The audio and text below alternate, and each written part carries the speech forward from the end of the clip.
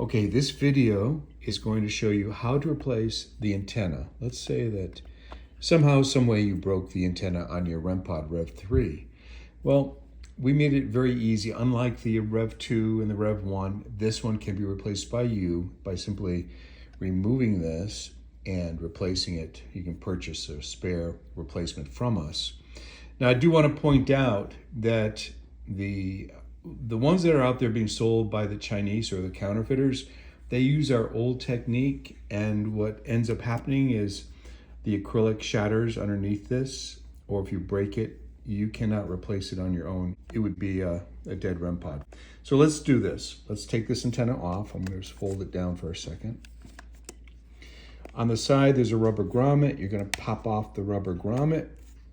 Behind it, you're going to see a little set screw. Now, this is one of my prototypes. It's not one from our finished production run, but I just want to point that out to you. There's a screw in there, and you're going to insert a Phillips screwdriver like this into the slot. And don't worry about this, because this is top label here is removable for a reason, because if you want to replace the top cover, this comes right off and you can put a fresh one on, make it look brand new again.